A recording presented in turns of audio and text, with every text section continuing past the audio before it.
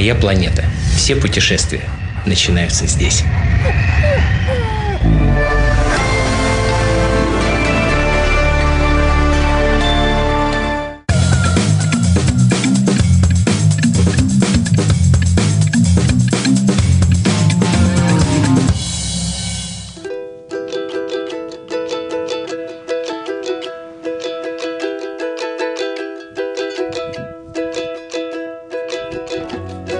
Если набрать в поисковых системах «Грозный» или «Чечня» или название какого-нибудь чеченского села, района, то кроме военных сводок 90-х, начала 2000-х вы мало что найдете.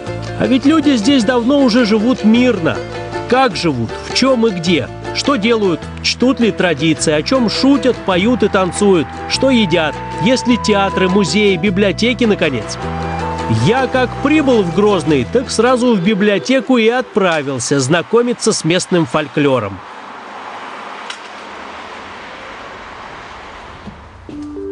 Народу внутри никого. Праздник Курбан-Байрам. Госучреждения не работают, но меня пустили. Нашел я на полке том кавказских сказок, устроился поудобнее, выбрал сказку подлиннее и принялся читать.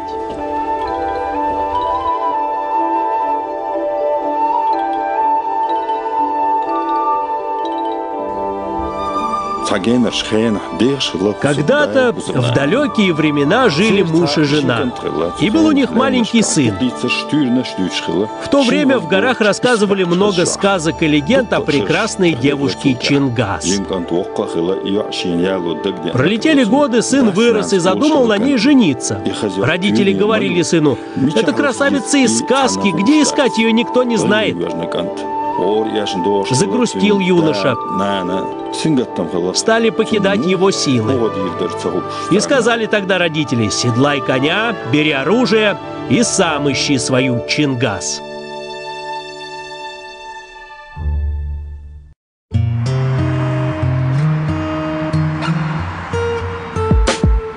Что, собственно, мы знаем о сегодняшней жизни в Чечне? Знаем, что возглавляет ее молодой энергичный руководитель, что республика активно развивается, а темпы прироста населения в ней самые высокие в стране. Вот бы и по всей России так же. Республиканская столица, город Грозный, растет вшире, ввысь, хорошеет, застраивается небоскребами.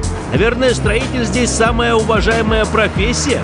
Судя по чеченским пословицам, так оно и есть. «Построить крепость значит построить единство народа», говорит одна из чеченских поговорок, сборник которых я взял с собой, чтобы попытаться разобраться в чеченском характере.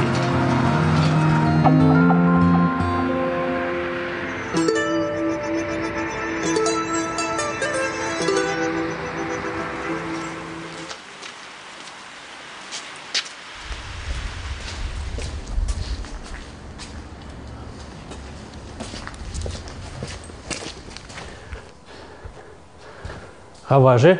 Да. Здрасте. Здравствуйте. Очень сладкий у вас виноград. Да. А что вы делаете из винограда? С винограда мы его просто едим. Хаважи – заслуженный строитель республики. Участок у него аж 4 сотки с половиной. Почти весь занят домом. Хозяин 3 года строил его сам, по своим эскизам. У Хаважи 3 сына и жена. Старшему 22, младший в 5 классе. Отличник. Здрасте. Здравствуйте. Супруг как зовут? Аиза. Аиза. Здрасте. Здравствуйте. А чеченские жены, они дома сидят, не работают? Нет. Или могут работать спокойно? Да, вы их отпускаете? Конечно, дома редко, когда сидят. Работаете? А вы работаете? Да. А кем, где? В фонде социального страхования. Чай. Чай попить. Самой кухней Хаважи, как строитель, недоволен. Солнца, говорит, мало. Его закрывает большой навес. Под ним семейство спасается от жары летом. А дети будут, когда вырастут, совсем будут отдельно жить, наверное, да? Ну, обычно у нас у чеченцев как принято? Вот младший остается сын, он остается с родителями, вернее, родители остаются с младшим сыном, а старшие, они, как правило, отдельно живут. Младшие самые любимые, получается. Ну да, всегда же, младшие всегда самые любимые. В 2008-м тут случилось серьезное землетрясение, много частных домов пострадало. У Хаважи дом с какими-то сейсмопоясами, дополнительным армированием. Он мне объяснял, но я так и не понял. Оказывается, трясет здесь периодически. Хаважи, я перед поездкой в Чечню прочитал очень много пословиц и поговорок, и есть среди них для меня совершенно непонятные. Ну вот, например, бесполезно числиться в списке, если на лугу не имеешь свой дом. Вот как это можно понять? Что это за списки такие? Наверное, имеется в виду, что если ты своими руками, наверное, ничего не создал, то... Ты не полноценный член общества. Да, ты не можешь, значит, считаться полноценным членом общества, наверное, вот так. Может быть так. С 1982 года Хаважи Уциев в строительном бизнесе. Много чего построил в Чечне и продолжает строить. Он бывший военный, как и я, служил в Читинской области, чуть ли не однополчанин. Лучшего гида по городу мне точно не найти. Ну что, пойдемте в Грозный тогда вот прям в город? Давайте. Посмотрим, да? Конечно, посмотрим. Спасибо. Хозяйки. Да не за что.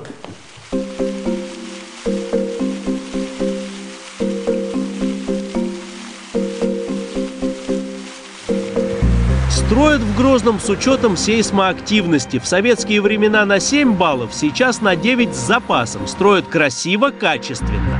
Это мы с Хаважи дошли до знаменитого комплекса Грозный-Сити. 7 высотных зданий в центре города по проспекту Ахмата Кадырова. Апартаменты, офисы, конференц-залы, 5-звездочная гостиница, рестораны, бассейны, бутики, 1000 квартир. Мне знаете, что в Грозном нравится? Что? Вот то, что бросается в глаза сразу же. Чисто очень. Чисто, но чисто потому Чеченцы что... не мусорят. Ну, так, наверное, нельзя сказать, не мусорят, но убирают. Вообще-то считается плохим тоном, конечно, в общественных местах, значит, мусорить. А дворники местные все, ребята? Конечно. все Чеченцы? местные. Ну, чеченцы, чеченки. Строители тоже местные. Сити начинали турки, заканчивали местные специалисты. Строительство здесь национальный вид деятельности. Еще в советские времена чеченцы разъезжались по разным регионам страны на заработки. В основном строили. Уже сейчас грозненская высотная архитектура напоминает архитектуру Арабских Эмиратов. А со строительством комплекса Грозный-Сити-2 столица станет похожей на Дубай или Абу-Даби еще больше. Вот там будет башня вот в форме вот наших традиционных войнахских башен. Это здание будет, да, в такой форме. Хаважи Уциев закончил строительный факультет Грозненского нефтяного института. Сейчас это университет. Строитель в любой стране без работы не останется.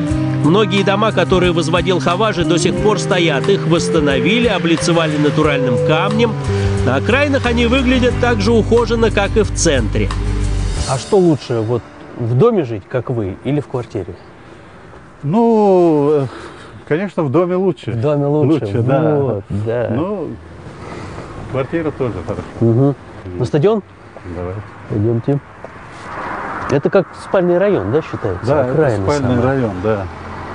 Значит, здесь нет таких промышленных никаких предприятий, ничего, здесь в основном спальный. Спальный и 6-й район Грозного собираются соединить с центром троллейбусами. Сейчас ходят только автобусы и маршрутки. И курсируют они по единственной в России улице, названной в честь Льва Яшина. О, спасибо вам большое за то, что показали, рассказали мне про Грозный. Хороший город у вас, красивый. И он совсем не Грозный. Спасибо совсем. вам, приезжайте почаще. Спасибо. Я думаю, он будет еще краше. Да, мы приезжаем и удивляемся, что вот понастроили. О. Спасибо большое. Не за что. Давайте, счастливо. До свидания. До свидания.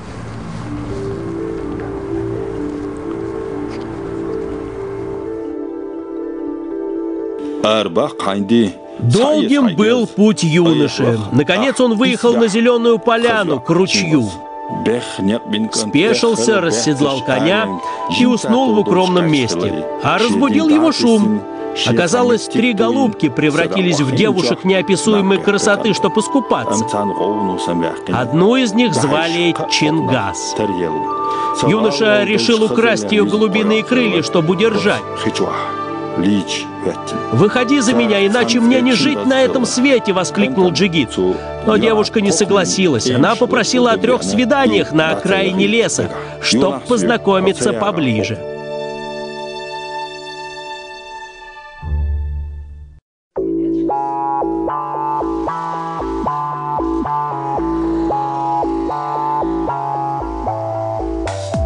Официально грозненский Терек родился в 1958-м, неофициально раньше, в 1946-м. Тогда команда называлась «Динамо», потом «Нефтяник». Я наблюдаю за игрой кавказских клубов, болею за них. Но, видимо, будущее у местного футбола успешнее настоящего. Странно, вроде все условия есть, зарплаты высокие. Стадион построили, соответствует всем стандартам УЕФА. Газон лучший в России. Но пока победы случаются реже поражений.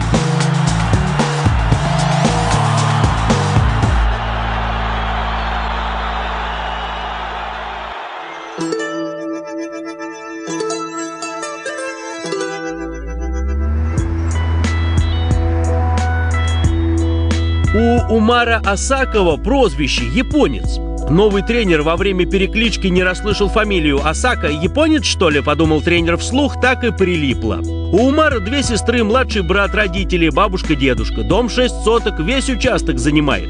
Примерно час Умар тратит на то, чтобы добраться до Академии футбола. Но сегодня привычный маршрут он немного поменяет, чтобы встретить меня на Ахмат-арене. Да, собственно, мы с главным инженером и направлялись.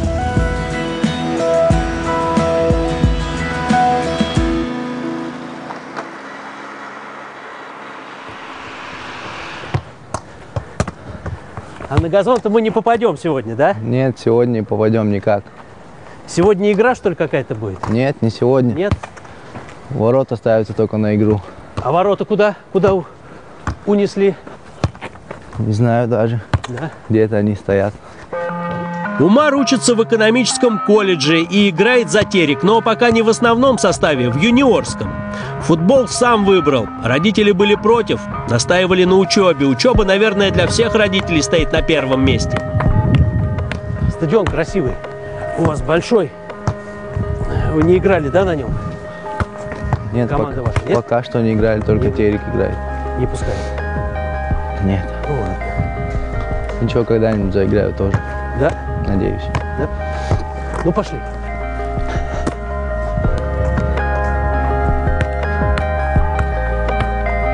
Рядом со стадионом построят спортивный дворец на 5000 зрителей и плавательный бассейн с трибунами на 350. Несколько искусственных полей будет, 1 натуральный газон с подогревом.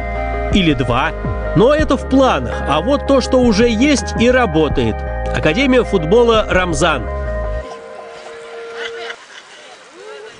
А кто хотел бы в какой команде играть? В Терек же не все попадут. Терек, он не резиновый. Может быть, кто-то в «Спартак» хочет? Никто не хочет. А в «Динамо»? Лесорук. А «Локомотив»? Тоже никто не хочет. «Зенит». Ну, в «Зенит»-то. А ты в «Зенит» никто не хочет. «Ванжи». Можно, Ванжи? Можно. В моем сборнике чеченских пословиц есть такая: «Орла без родины и ворона не замечает». И в этом смысле ребятам действительно лучше остаться играть за родной клуб, тем более, что для этого созданы все условия. Сейчас в академии обучаются ребята 97-2006 годов рождения. Умар в самой старшей группе, а вообще зачисляют с 5 класса. Тут и средняя школа, и тренировки. В распоряжении у молодых спортсменов несколько автобусов, общага, бассейн, 6 полей, тренажерный зал. Парни участвуют в международных турнирах. В Словакию недавно ездили, всех соперников порвали. Во внутрироссийских соревнованиях тоже не последние места. Слушайте, вы же знаете, что у нас в 2018 году пройдет чемпионат мира по футболу. Но в Грозном, по-моему, не будет матчей. Сказать, что не дадут. Хотя хочешь наш глава Чеченской Республики, очень даже У нас есть замечательная возможность обратиться к чиновникам российским футбольным и международным и попросить их все-таки найти возможность и провести хотя бы несколько матчей в Грозном, в Чеченской Республике, потому что здесь футбол очень любят, уважают, и Чеченская республика – это футбольная республика. Но скажите, что я не прав. Право. Все, мы их просим, да? Да, конечно. Пожалуйста. Очень даже просим. Единственное, то, что у нас здесь очень спокойно уже, войны у нас давно уже нету. Да. Вспоминать даже про это неохота. Все у нас спокойно, великолепно. Мы всех, кто к нам приедет, всех шашлыками накормим. Такими, кавказскими, чеченскими. Гостеприимный, у нас гостеприимный народ, такой, мне кажется, было бы нормально.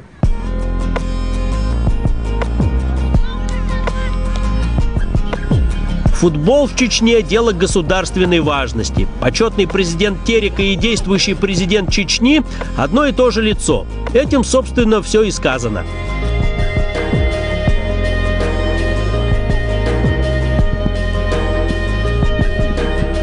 Мне, знаете что, попались чеченские пословицы и поговорки, когда я сюда ехал, и много среди них для меня очень непонятных.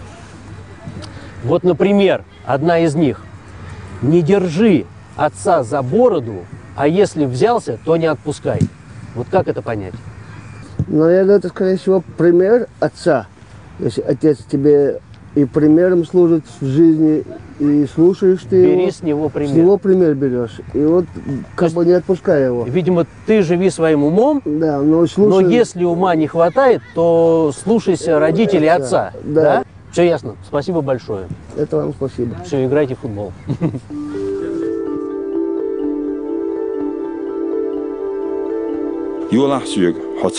О том, что дела у молодых пошли на лад, узнала злая колдунья. Она отправила с юношей своего человека, который каждый раз перед приходом красавицы протыкал черкеску джигита заколдованной иглой, и джигит засыпал. Но когда Чингас улетала, он просыпался. Пришлось юноше с этим помощником расстаться. Не заезжая домой, джигит отправился искать свою любовь.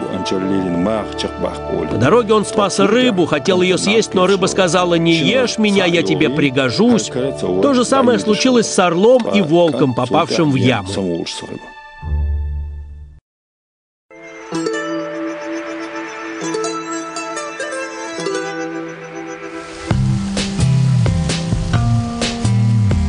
Есть у Грозного своя команда КВН с хорошим чувством юмора. Я не фанат юмора, который ниже пояса. Такого у нас в России хоть отбавляй. А у местной команды КВН пошлых шуточек нет. Ну, потому что недостойно шутить ниже пояса. Выше, пожалуйста, а ниже народ не поймет.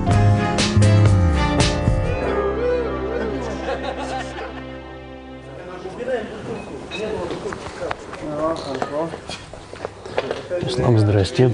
Здорово, Андрей, как дела? Ничего. Добро пожаловать Спасибо. к нам на репетицию. Ваши как дела? Репетируем. Молодцы. Приятно вас видеть, тем более под ребята к нам приехали. Да, у нас как бы скоро концерт намечается. Хотим день рождения КВН отпраздновать в республике. На сцене сборная. Лучшие шутники из лучших. В Чечне есть своя КВНовская лига. На отборочные соревнования билетов не достать. Девушек в команде нет, потому что очень уж они неорганизованные. Сценаристов тоже нет, ребята все придумывают сами. У парней даже есть свой особый жаргон. Поморосить снег – это так называется у них процесс придумывания шуток. Команда делится на группы по 2-3 человека, они расходятся по углам и моросят. Потом собираются и устраивают мини-КВН. В какой-нибудь миниатюре можно мне поучаствовать? Да, конечно, ребят. А ну-ка, давайте сейчас Андрей у нас поучаствует в одной из миниатюр. Хочет тоже попробовать. Моя планета. Я каждую ночь смотрю. Моя планета. Моя планета, да, у вас очень Здрасте. Здрасте. Здрасте. Да, ничего. Здрасте. Мы немного порепетировали, и вот что получилось. Я поехал. Куда? В Москву.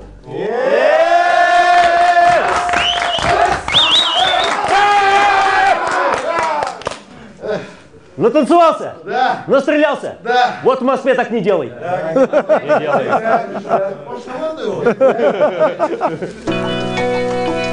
Ислам Мамергов – лицо официальное. Он не столько руководитель команды КВН, сколько директор департамента соцразвития Министерства по делам молодежи.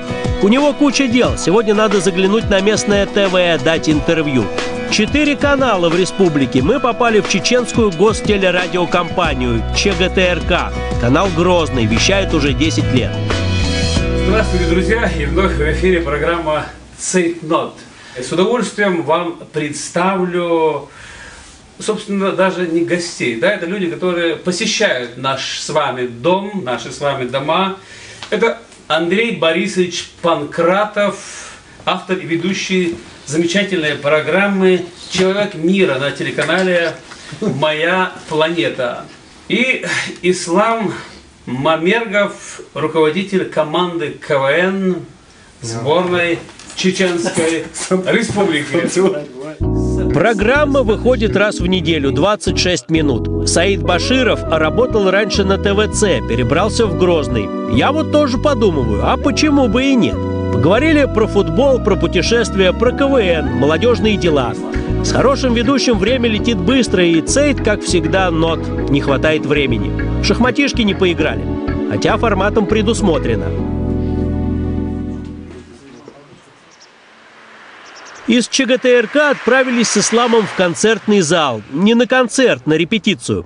КВНщики часто просят профессиональных танцоров поучаствовать в миниатюрах. В концерте, к которому готовится команда Грозного, коллектив в «Войнах», вероятно, тоже примет участие. Танец «Душа народа». А какая она душа? Открытая. Каков танец? Такой же вот он энергичный, как и душа? Конечно. Беспокойная такая, метущаяся. Да? Вот у нас чеченский танец отличается то, что у нас девочки, когда работают с ребятами, да, с мужчинами, с джигитами, они более сдержаны, потому что девушка – это грация. Рядом с джигитом она должна себя представить в роли лебедя. И мужчина у нас – горец, да, джигит. Орел. Орел, джигит, горец, орел. Я повторяюсь. Он дерзкий. Дерзкий в каком? Резкие движения танца его. Вот душа выражается вот в мужчине в основном. Ислам, а вы тоже танцуете? Вы также умеете? Ну вот меня как-то учил в «Войнах», учил, и вот я умею там какие-то пару движений, Да, ну, конечно, от души как раз. да, когда от души танцуешь, получается. В Чечне нет такого человека, который бы не умел танцевать лезгинку. Хотя есть. Я. Когда лезгинку танцуют на сцене, это красиво. Когда у метро или на охотном ряду в Москве, кому-то это кажется диким. Мне очень хочется научиться танцевать лезгинку, чтобы было и дико, и красиво.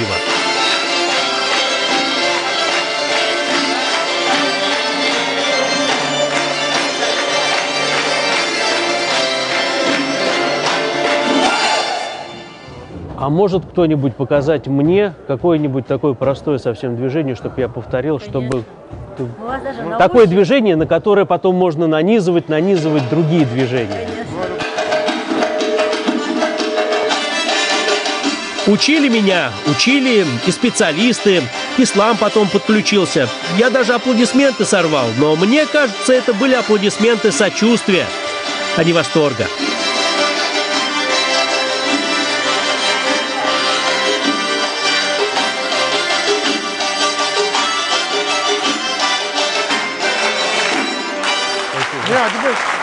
А теперь отдельно надо попробовать, танцевать, попробовать под музыку. Не-не-не, так я вообще... Нет, ты что-нибудь от души как-нибудь, вот смотри. Я дома порепетирую, приеду еще раз. Ты просто вот... Давайте с вами. Давай, от души давай. Нет, с вами давайте. Давай. Вот, просто вот эти вот, смотри, вот просто делай вот так и все, может. Да. Вот.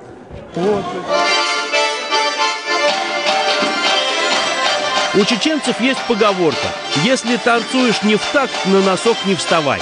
Наверное, это означает, что если не умеешь танцевать, так и сиди себе тихо где-нибудь в уголке.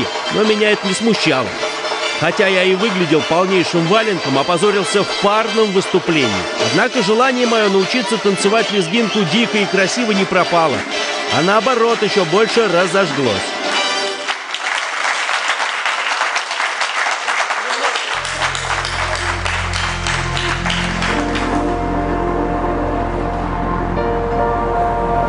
Это все тот же Грозный. Днем он прекрасен, а ночью даже еще прекраснее. Тихо, спокойно, безопасно, гуляй хоть до утра. Уже завтра мне придется с ним попрощаться, чтобы продолжить знакомство с этим народом теперь уже в горной части республики.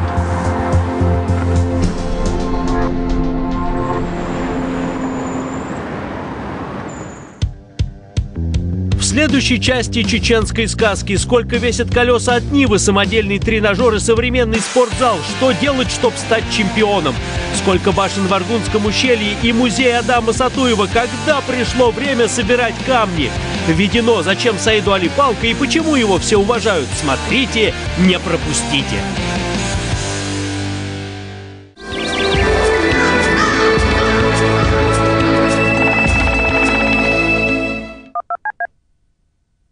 Читайте в новом номере журнала «Гео».